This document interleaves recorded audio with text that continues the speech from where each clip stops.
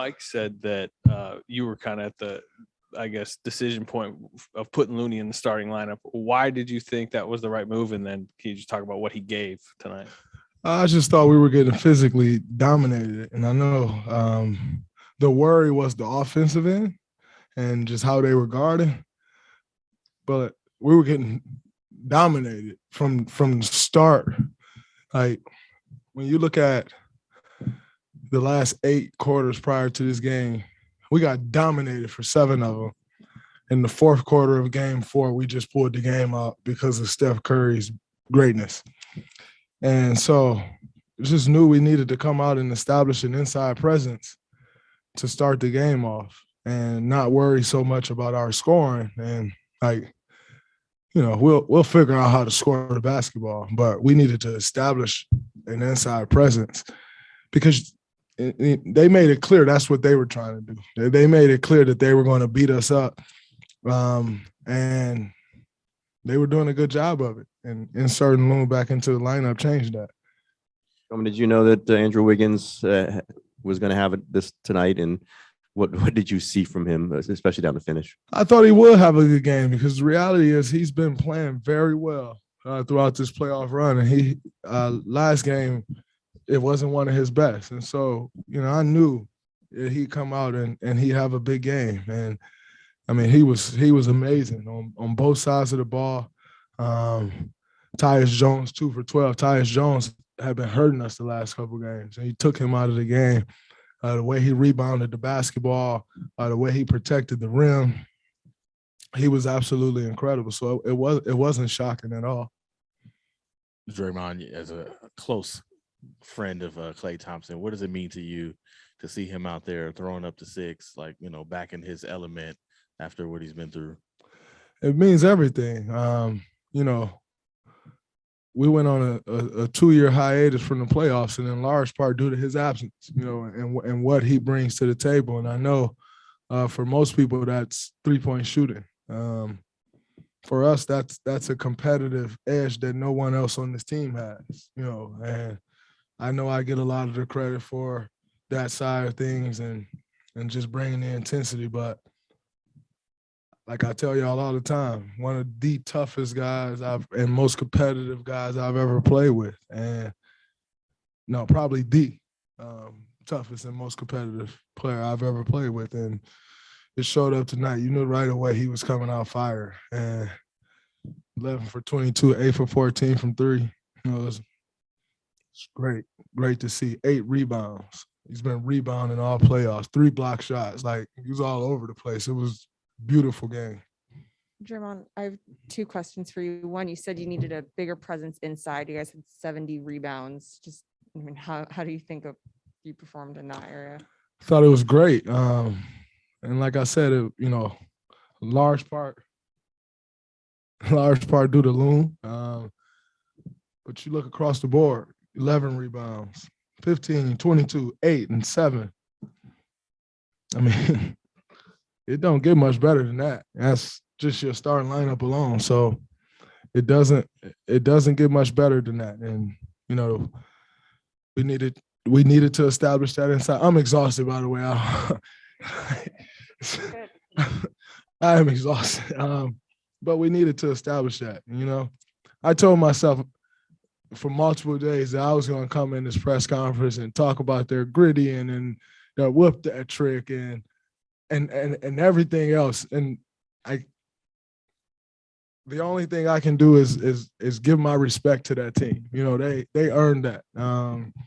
You know, there was a lot of talk in this series of fouls and this and that, and this should be reviewed and that should be reviewed. And I think it really started to take away from what was a great, great series with 2 amazing teams. And so, you know, that team, that's a group of young guys who, you know, obviously you get to the business side of things and you got to keep that together. But, I mean, that's a group of young guys that they're hungry, they're talented, they're athletic. They got it. And, you know, it'll be good to see their progression over these next few years and where they can take it, because that's an incredible young team, man. You know, they can be special. They can be really special. Draymond, you had 14, 15, and 8. I know you're not a numbers guy, but you brought the afterburners from the jump. How important was it for you to bring that energy from the jump? How much of that was a response to Game 5 and not wanting a Game 7?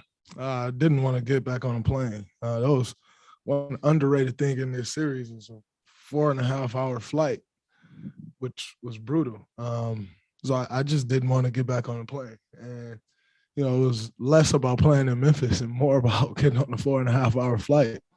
Like, I just didn't want to get on. And then, something came to my phone earlier.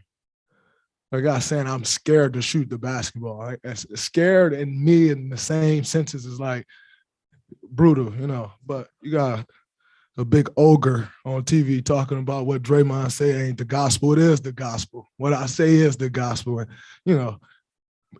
when you say that multiple times, like on several different segments, you must think what I say the gospel. So, you got to come out and shut some guys up sometimes. And I like to show, when you got people out there just talking out the side of their neck, or anybody can make the pass Draymond make. Like, that's just stupid. I mean, like, these are people who get employed to talk on TV about our game.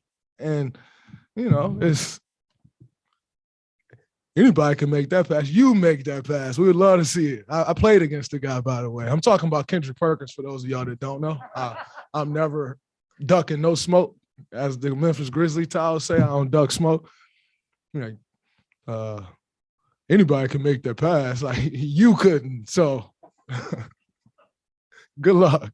So, you just got to come out and shut people up sometimes. And it was very fun to do. Kevon finished with 22 rebounds. I think he put a career high in minutes, including, I think, the last 17. Looked exhausted at times, but was getting huge rebounds. Just what can you say about his performance tonight? It was absolutely incredible. We always talk about Loon being the ultimate true professional, and this series went away from him. And last series too. And yeah, he stayed ready. And that's, I give a lot of credit to our coaching staff for trusting in us. We've had countless conversations with Steve and Mike and, our entire staff and really trying to figure this out. Like, this was not an easy series. And then when Ja went down, we realized after last game, like, we have to almost adjust as if we're starting an entirely different series, because that was a totally different team we played against the last, 3 games? 2 games, 3 games. It's a totally different team. And so, I mean, Kevon is, he's been one of those guys that has been a mainstay in everything that we do. And no matter at any point in his career, when his number's been called, he's been ready. And he delivered tonight in a major way. And, we knew we couldn't do it without him, which is why, we were lobbying for him to get back into the starting lineup, and he came through. Draymond, what's it mean to be back in the Western Conference Finals? I used to take it for granted and just think that, like, that's the way it's supposed to be. Like, we're supposed to make the Western Conference Finals, and the reality is, I still think that, but I have a much deeper appreciation for it. It's just so hard, and it feels like each time it gets tougher and tougher and tougher. And, to miss the playoffs the last 2 years, like, I remember sitting in Cabo last year watching the playoffs, and don't get me wrong, I love Cabo. It was great to be in that place watching the playoffs, but it's brutal watching. And, to make it back here and, after the last 2 years that we've had and the dynasty over talks and, all that nonsense, this one feels good. But in saying that, we know how tough the next round is going to be. It gets tougher as you go. But, that's you accept that challenge, and we're looking forward to it. But it feels good to be back after, you go 2 years of type of basketball we was playing, and you're not so certain that you're going to get back, but to put it all together it's really good to be back. Hey, Draymond, what jumped out to you with the atmosphere tonight at Chase? And do you think this was the loudest you've heard the fans in the arena? Say that one more time. I'm sorry. DJ just told me you're not scared to shoot the basketball. I was asking what jumped out to you with the atmosphere here at Chase tonight. Do you think this was the loudest? Definitely was the loudest. And I think, these fans knew what we were up against. We're going to Memphis and getting whooped that trick. And, like I said before, I appreciated the Memphis crowd. They were great, and they brought it, and, they made it a very fun place to play. But tonight, our fans, they brought it from the very beginning of the game. I had some friends. Xander was texting me, and he's like, "Hey, man, get the win.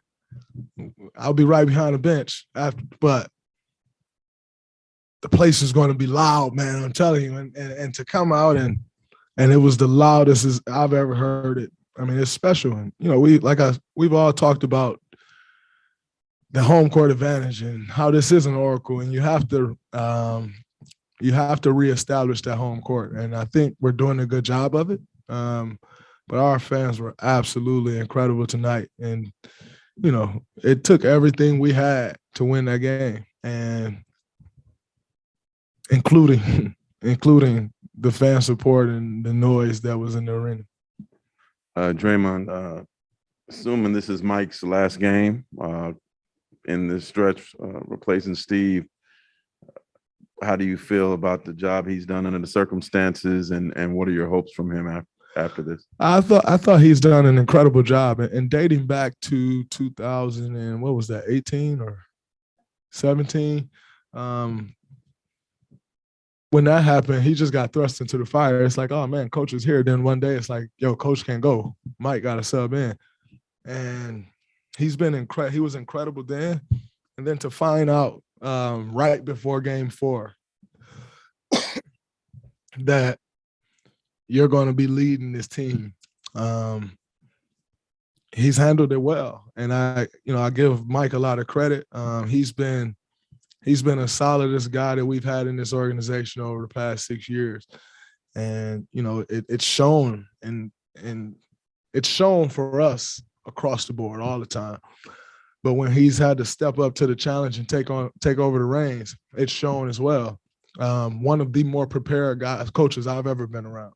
And, he embraces the challenge. And, we, like you said, if this is his last time coaching us from that standpoint, you want to do it the right way and make sure that he's one of our guys. Make sure that he roll on to Sacramento good, confident, and go turn that thing around, because ultimately it's one of our guys and we want to see him do well.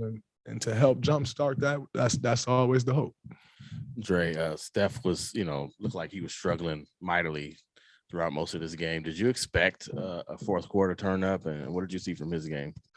I'm not so much thinking man, it's, he's going to turn up in the fourth quarter. You're just constantly like, he'll get going.